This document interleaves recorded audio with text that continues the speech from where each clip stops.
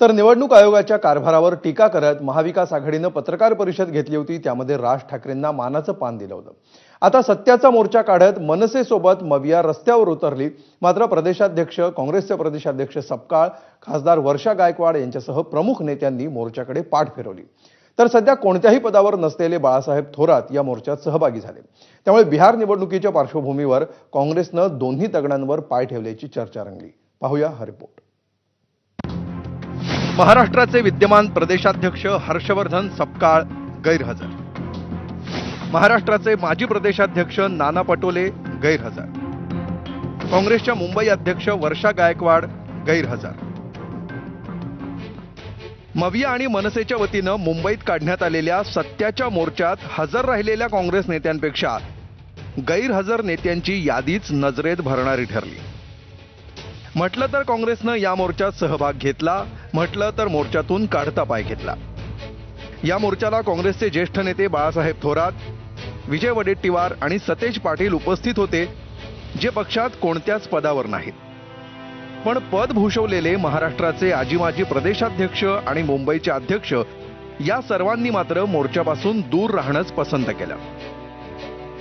मोर्चाला आलेल्या नेत्यांना न आलेल्या नेत्यांविषयी बोलताना चांगलीच कसरत करावी लागत होती।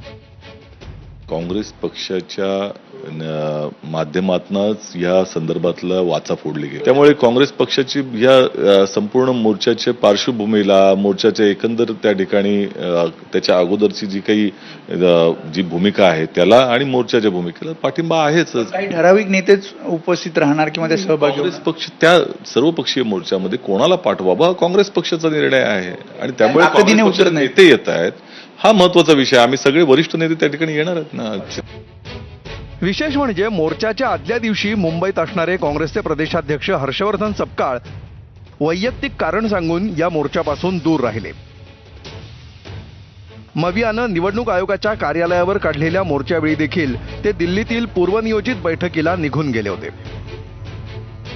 मोर्चाच्या पूर्वसंध्येला प्रतिक्रिया देताना सपकाळांना एवढे शाब्दिक खेळ का करावे लागले याचंही उत्तर आज सर्वांना मिळालं।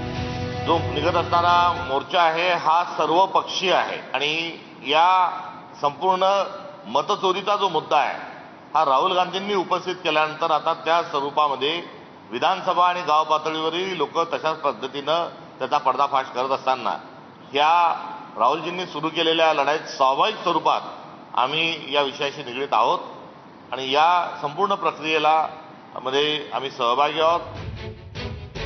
तर काँग्रेसमध्ये हा सावळा गोंधळ सुरू असताना व्यासपीठावरून पवार आणि ठाकरे मात्र संयुक्त महाराष्ट्र चळवळीतील विरोधकांच्या एकीच्या आठवणी सांगत होते। संयुक्त महाराष्ट्र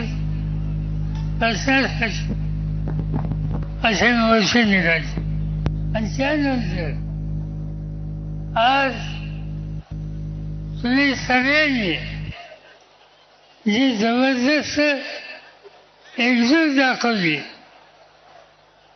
त्यातून संयुक्त महाराष्ट्र याची जी चळवळ होती त्याची आठवण होती। माझ्या आठवणीप्रमाणे संयुक्त महाराष्ट्राच्या नंतर महाराष्ट्रामध्ये सर्व राजकीय पक्षांची एकजूट पहिल्या प्रथम झाली असेल। ही विरोधी पक्षांची एकजूट नाही, ही लोकशाहीचं प्रतिनिधित्व आणि लोकशाहीचं नेतृत्व करणाऱ्या सर्व राजकीय पक्षांची एकजूट आहे।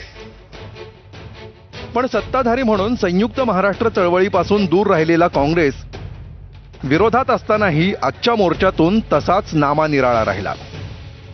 महाराष्ट्र काँग्रेसच्या नेत्यांना मोर्चात सहभागी होण्याचे मेसेज पोहोचले होते, पण मुंबई काँग्रेसचे नेते आणि कार्यकर्त्यांना ते पोहोचलेच नव्हते। इतर पक्षांचे नेते मोर्चाच्या ठिकाणी दाखल झाले तेव्हा कुठं मुंबईतल्या नेत्यांच्या मोबाईलवर मेसेज अलर्ट वाजायला सुरुवात झाली। त्यामुळे मुंबईतले अनेक कार्यकर्ते मोर्चात सहभागी होऊ शकले नाहीत। आता हे निरोप चुकून उशिरा पोहोचले की जाणीवपूर्वक याची देखील चांगलीच चर्चा रंगली। मवियातल्या या सावळ्या गोंधळामुळे सत्ताधारी भाजपला मात्र टीका करण्यासाठी आयतच कोलीत मिळालं। मग आता ते का नव्हते याचं उत्तर तुम्ही त्यांना विचारलं पाहिजे।